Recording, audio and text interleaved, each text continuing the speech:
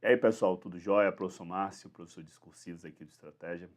É sempre um prazer, uma satisfação estar aqui para a gente falar sobre essa parte tão importante do seu concurso, né? A prova discursiva. Faço sempre aquelas recomendações que vocês treinem, que vocês submetam o texto que produziram a avaliação de examinadores. Isso é sempre muito importante de frisar, tá? E hoje nós temos aqui um tema extremamente relevante, né? Um tema que veio à tona de forma mais direta no ano de 2024, quando o Brain Rot foi escolhida a palavra do ano pelo dicionário Oxford, tá? Então, o fato dessa palavra ter sido escolhida representa uma tendência, um assunto que é hypado, né, vamos falar assim, um assunto que tem sido tratado com uma certa intensidade e que, portanto, se faz relevante enquanto tema de redação, beleza? E é aquela história que a gente sempre conversa, ainda que a gente não acerte exatamente o tema, muita coisa do que a gente vai falar aqui pode ser utilizado por você, caso o tema seja algo aproximado, se aproxime disso aí. Então, mais que importante que acertar o tema é cercar o tema, tá? Para que vocês consigam aproveitar o repertório que a gente vai colocar aqui como referência para o texto de vocês, tá bom, pessoal? Como vai ser o nosso roteiro aqui? Eu vou passar o tema, depois a gente vai conversar sobre inúmeros pontos relevantes, tá? O repertório para que vocês utilizem no seu texto e, por fim, a gente vai apresentar uma proposta de solução para que vocês confrontem com o texto que eu tenho certeza que vocês produziram, não me desapontem, beleza? Sem mais delongas, vamos começar. Começar meu bloco. Vamos nessa, vamos nessa. Bem, pessoal, olha só.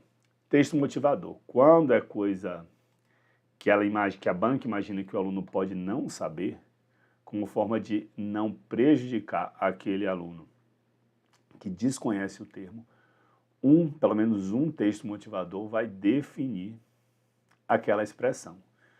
Por quê? Se o aluno não souber uma expressão chave do tema, certamente o texto dele vai ficar prejudicado e a banca acaba não conseguindo avaliar a capacidade argumentativa do aluno. Então é importante que que vocês saibam que a banca normalmente, quando vem um termo que pode ser desconhecido, ela vem com um texto motivador e define isso para você. Isso já aconteceu em diversos outros casos, em diversas outras bancas, né? Teve aí FUVEST quando cobrou a camarotização da sociedade, definiu o que era, a descatracalização da vida, também define o que é. Então, meus amigos, né? Esse é o modus operandi normalmente das bancas, para não deixar você na mão, beleza? Segue o jogo. O que é o tal do Brain Rot? Palavra do ano de 2024, beleza? Conteúdos digitais de baixo valor, tá? Como vídeos repetitivos, memes ou fluxos intermináveis de distração, beleza? Quanto os efeitos da sua fruição excessiva, nós vamos falar sobre isso. Em linhas gerais, remete à sensação de tempo desperdiçado, dispersão da atenção e incapacidade de manter o foco em atividades intelectualmente mais exigentes. Acaba deixando o cérebro enferrujado, mal acostumado. Para especialistas em cultura digital, o termo sintetiza uma angústia contemporânea. Apesar de o acesso à informação nunca ter sido tão amplo, cresce a percepção de que os conteúdos mais consumidos reforçam a superficialidade. Então, o que engaja é o superficial, né? Algo que eu e você sabemos. Reduzem a capacidade de análise e alimentam hábitos de passividade durante telas. O texto também chama atenção a algo que eu sempre falo, né? A ambiguidade, a ambivalência entre acesso e qualidade. Antes a gente tinha pouco acesso e mais qualidade, hoje a gente tem muito acesso e menor qualidade. Então, você pode verificar, pense sobre o assunto. Informação, né? Antigamente eu precisava ir numa biblioteca, eu precisava ir na casa de um amigo que tinha enciclopédia Barça para poder fazer um trabalho da escola, pasme, né? Atualmente, né, você tem uma quantidade de informação gigantesca na internet, mas muita coisa acaba sendo informação falsa ou informação produzida por inteligência artificial. Também aí é outra história, tá? Mas a gente tem muita informação falsa. Esse paradigma entre acesso e qualidade a gente observa em diversos campos, no campo dos afetos, das amizades, né? Então, às vezes você tem 10 mil seguidores, amigos no Instagram, no Facebook, mas talvez você não tenha um amigo sequer com quem você possa contar de verdade. Ao passo que antigamente a gente tinha pouquíssimos amigos, mas talvez relações mais sólidas, menos líquidas, como diria Zygmunt Bauman, beleza? Então é isso, observem, depois me mandam uma mensagem se isso é verdade ou não. Vamos para outra definição de termo. Normalmente eu não leio o texto motivador, estou lendo porque tem termo novo dessa vez. Doom scrolling, caracterizado pelo consumo prolongado de notícias negativas em redes sociais ou portais, tá? Uma crescente preocupação entre especialistas de saúde mental. Então, doom scrolling é você ficar rolando, né? O algoritmo entende que você gosta de notícia trágica e fica jogando notícia trágica para você, e isso gera uma série de consequências negativas. É semelhante a você passar um domingo inteiro escutando Pablo, né? Pablo, cantor lá da Bahia. Você vai perceber que ao longo do dia você vai sentir uma imensa angústia, uma imensa tristeza, tá? É a mesma consequência, que é o mesmo efeito do doom scrolling. Você fica vendo aquele conteúdo negativo, né, aquelas mensagens de fim de mundo, né, isso foi muito comum na Covid, é um termo que surgiu na Covid, na epidemia da Covid. Tá? Então você fica em contato com aquilo, né, aquele material distópico que o futuro vai ser negativo, vai ser muito ruim, e você acaba entrando nessa frequência, tá? Isso inclusive foi tema de redação da FCC TRT 2. É possível pensar num futuro gratificante, né, que tem muito a ver com isso. FCC é sempre uma pegada diferenciada, né, pessoal? Mas, enfim, é isso aí. É isso aí que está no texto. Bem, aí é o nosso ponto alto aqui, né? Brain rot, aí a superficialidade do conhecimento, entre a hiperconexão e a incapacidade de reflexão. Então, a gente tem um termo, 2 termos, 3 termos e 4 termos. Todos eles devem ser contemplados no seu texto, tá? A banca vai observar isso. Então você tem que tratar sobre todos esses aspectos. E é aquele papo do entre que eu sempre converso com você. O entre não necessariamente quer dizer oposição entre A e B. Né? O entre ele pode ser aqui uma relação de interseção, né? Os 2 termos eles podem ter uma zona em comum. Podem também aqui ser termos que vão um ao encontro do outro, né? Um ao encontro do outro, né? Então, você pode estabelecer uma relação de que aí, quanto maior a hiperconexão, maior incapacidade de reflexão. Então, são termos que um tem uma relação de causa e consequência em relação à outra, embora isso não seja sempre necessariamente verdade, né? Não necessariamente porque você está hiperconectado, você não tem capacidade de refletir, mas enfim, são termos que podem vir a convergir, são leituras possíveis para este tema, beleza? E o que mais? Olha só um contexto básico aqui, ó. O brasileiro, ele passa 9 horas online, bicho. É um número assustador, né? Mas é isso aí. Mais de 9 horas online por dia. Hiperconexão preocupa brasileiros. E aí, dessas 9 horas, 3 horas são em redes sociais. Né? Que rede social não tem nada, né, pessoal? O Instagram é uma máquina de vender.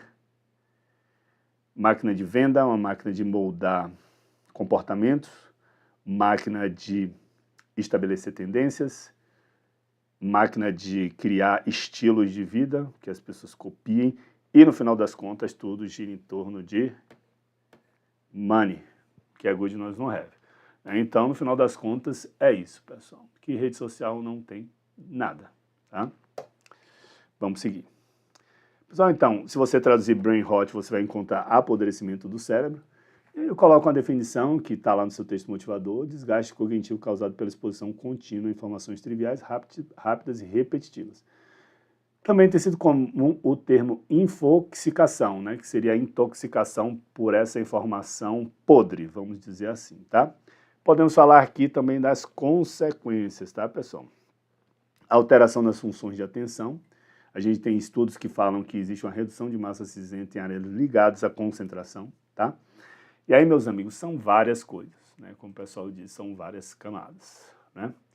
Então, pelo fato de você ficar rolando e não prestar atenção continuamente em nada, isso acaba prejudicando você quando você tem que se concentrar em uma atividade. O cérebro fica mal acostumado, fica acostumado àquela recompensa de cada 3 em 3 segundos. E aí você senta para estudar, que é um troço muitas vezes entediante, né? Vamos estudar aqui hoje direito empresarial, né? Entediante, que não tem essa recompensa. A recompensa vai vir lá na frente, 6 meses de estudo, quando você fizer seu simulado e acertar 90 de 100, aí sim vem a recompensa. Ou a apoteose quando você passar no concurso, né? Mas o fato de você ficar nisso vai gerando uma preguiça no seu cérebro, o que impacta negativamente para que você cumpra a sua missão de ser aprovado em concurso. Então, fica a dica. E hoje, inclusive, um tema relevante para a sua prova é a morte da atenção. Cada vez mais os seres humanos têm dificuldade em se concentrar numa determinada tarefa. E isso não sou eu que estou falando. Vejam aqui, ó.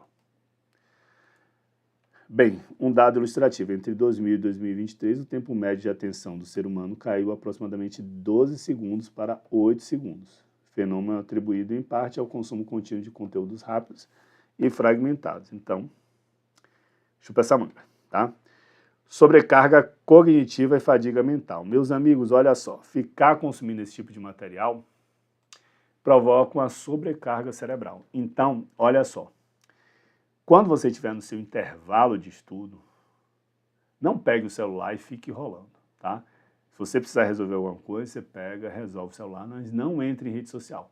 Porque a ideia de você dar uma pausa é você descansar o cérebro, é você parar. Qual o mundo ideal aqui, né? Se você é um privilegiado que tem algum campo verde na sua frente, que você pare, tome sua água, vá ao banheiro e gaste o tempo que você tem que gastar olhando alguma paisagem, alguma coisa para relaxar o seu cérebro. Se você ficar rolando feed, scrollando, você vai estar cansando o seu cérebro e o objetivo do descanso não vai ser alcançado. Então, a dica que eu te dou é, se a gente tem criança, né, tem rotina, muitas vezes a gente não consegue alienar o celular, né, jogar para o canto, mas se você puder fazer isso, é o que eu recomendo. Se livre do celular. No começo dói, depois você se acostuma. Tranquilo? Segue o jogo. Então é isso, cansa. Cansa o cérebro, a gente não sente, tá? Fica aqui, ó, em estado permanente de alerta, minando a concentração e o descanso mental. Bem, recompensa imediata e efeito viciante. Meus amigos, a parada é feita na maldade. É feita para deixar você um viciado nisso aí, porque a plataforma, ela está pouco se lixando para a sua capacidade de concentração. O que ela quer é que você fique com seus olhinhos vidrados no celular. Então, o troço é feito para te viciar. Né? Tanto que o Instagram ele puxou esse formato do TikTok porque ele estava levando poeira do TikTok. Esse formato de vídeo rápido e tal que hoje predomina no Instagram. Por quê? Porque essa é a fórmula para manter você viciado. Cada vídeo que você vê é um disparo de dopamina no seu cérebro e você sente um prazer, né, em ficar fazendo isso. É neuroquímica. E aí, pessoal, quando você vai fazer uma atividade que não tem disparo de dopamina, o estudo, por exemplo, aí você sente o baque, aí você se sente entediado, tá? Então a parada é feita para viciar você, a economia da atenção. Escassez, economia, escassez é dinheiro, tá? Então eles brigam, todo mundo está brigando pela sua atenção, né? Que é algo monetizável, beleza? Segue. Déficit de memória e aprendizagem superficial. Consumir informações em doses fragmentadas e sem profundidade pode dificultar a consolidação de conteúdos na memória de longo prazo. Rolou e não aprendeu nada. De fato, pesquisas apontam que o excesso de estímulos digitais fragmentados prejudica a capacidade de adquirir e reter novos conhecimentos, impactando habilidades como criatividade e pensamento crítico. Meus amigos, se você vê vídeo de 3, 4 segundos, o que você vai aprender num vídeo como esse? É como se fosse um mar de conhecimento com um palmo de profundidade. Você até tem noção de muita coisa, mas na hora que você tem que falar sobre algo, você não consegue. Na hora que você tem que analisar a fundo um determinado assunto, você não consegue. Eu vou dar um exemplo. né? Digamos aqui que você queira discutir numa roda de amigos sobre o Bolsa Família. Né?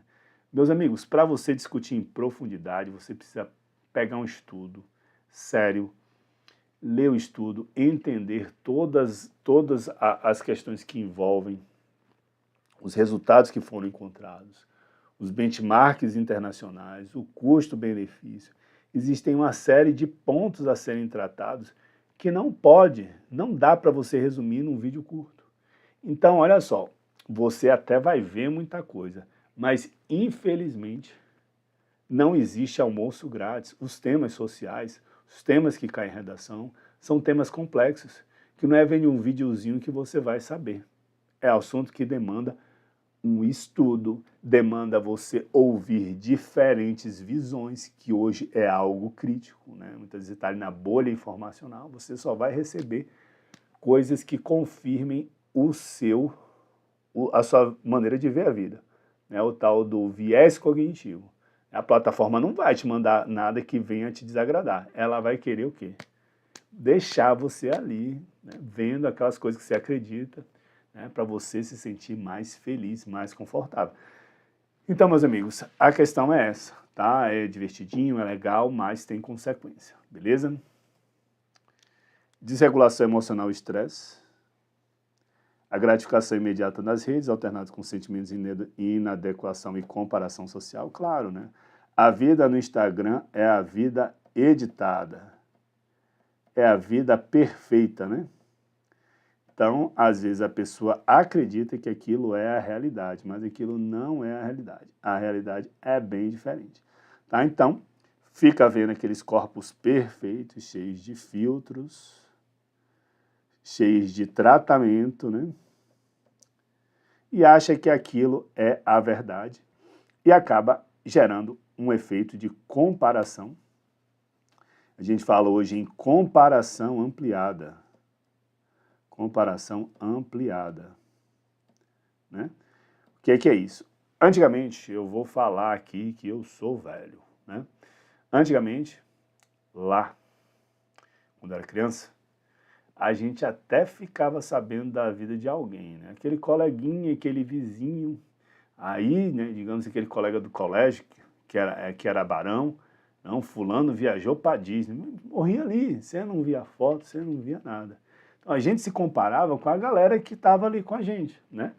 Porque a gente se comparar, isso aí é da natureza do ser humano, né? Hoje, você se compara é com o mundo. E, obviamente, principalmente em adolescentes, isso provoca efeitos nefastos, né? Em Instagram, em TikTok já deve ter ultrapassado.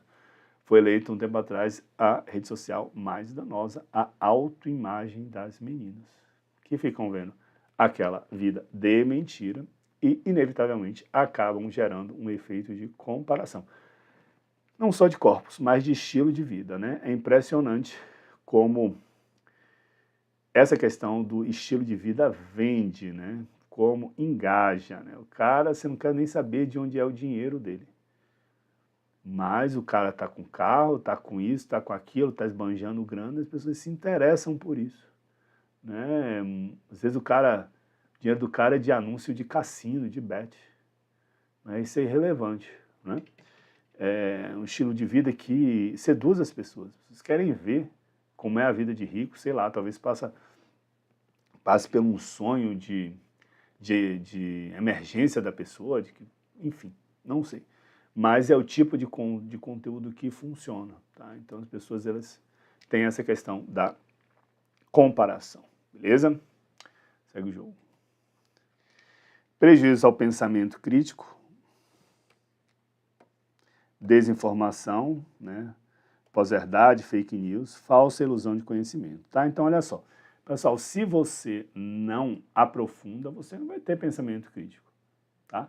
Você não vai ter capacidade de julgar as informações. Tudo que chegar em você, você vai achar que é verdade, principalmente se isso reforçar os seus vieses, tá? Então aqui a gente falou de fake news, falou de pós-verdade, que é um outro conceito, que foi a palavra do ano do dicionário Oxford 2016, que já caiu em redação, tá? Que é pós-verdade, tá? Tô falando pós-verdade, que é aquele contexto em que a realidade ela não interessa. O que interessa é o que eu acho.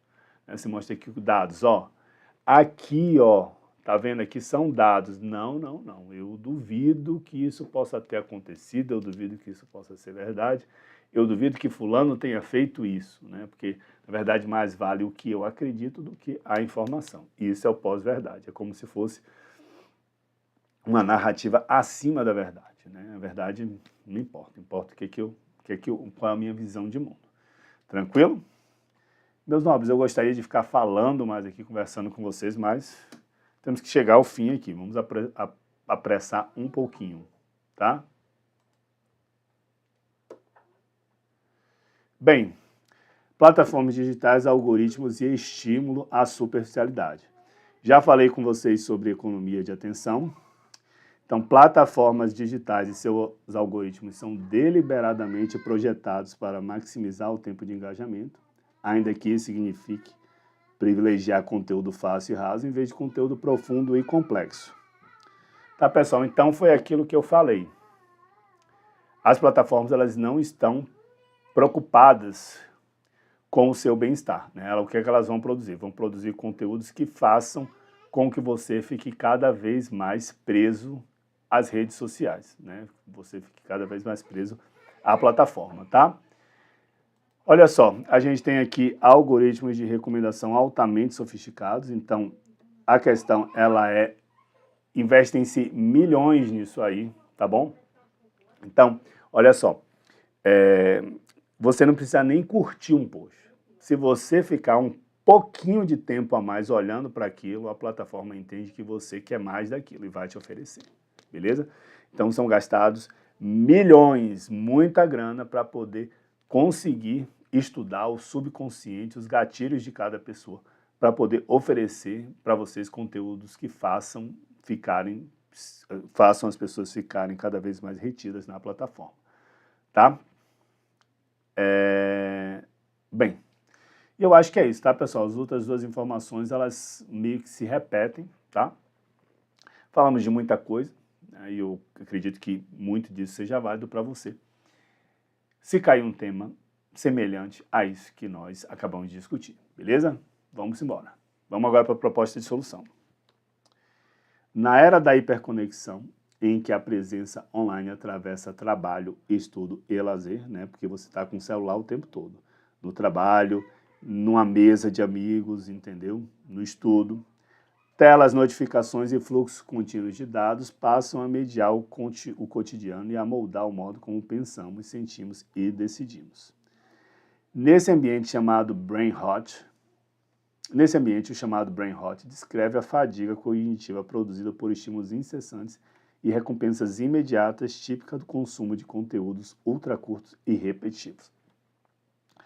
Ao normalizar a velocidade e a superficialidade, essa dinâmica reduz o espaço da pausa e da análise, fragilizando a autonomia intelectual diante de problemas cada vez mais complexos. Então, aqui, pessoal, a gente nesse parágrafo falou da hiperconexão, falamos da superficialidade da informação e falamos também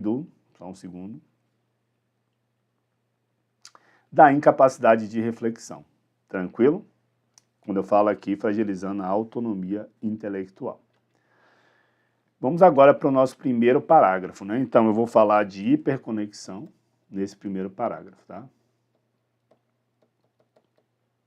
Primeiro de desenvolvimento. Primeiro, né, aqui um articulador para trabalhar a coesão textual, para melhorar a progressividade do texto, né? Primeiro, a hiperconexão encurta os ciclos de atenção. Entre feeds infinitos e vídeos de segundos e mensagens que competem por cada olhar, o cérebro passa a operar em modo reativo, saltando de estímulo em estímulo. O resultado é a dispersão. A memória de trabalho sobrecarrega, o raciocínio perde o encadeamento e o aprendizado se torna raso. Sem tempo para confronto de ideias, comparação de fontes e elaboração conceitual, a cultura do scroll, que é aquele ficar passando, né, para cima, substitui leitura profunda por consumo acelerado, que empobrece a capacidade de articular conhecimentos e de sustentar argumentos, habilidades essenciais à cidadania crítica. Vamos agora, no segundo parágrafo, falar sobre a superficialidade, né? A superficialidade não deriva apenas de escolhas individuais. 2 pontos para explicar, né? Ela é produzida por arquiteturas de plataforma orientadas ao engajamento. Algoritmos calibram o que vemos para maximizar permanência e cliques, favorecendo conteúdos simples, emocionais e polarizados. Essa curadoria automática reforma vieses, cria bolhas informativas. Essas bolhas aqui deveriam estar entre aspas, tá? São bolhas informativas, então a gente pode botar aqui tudo, tudo entre aspas. E alimenta o doom scrolling, é uma palavra de fora, né? Tem que ser também entre aspas, tá?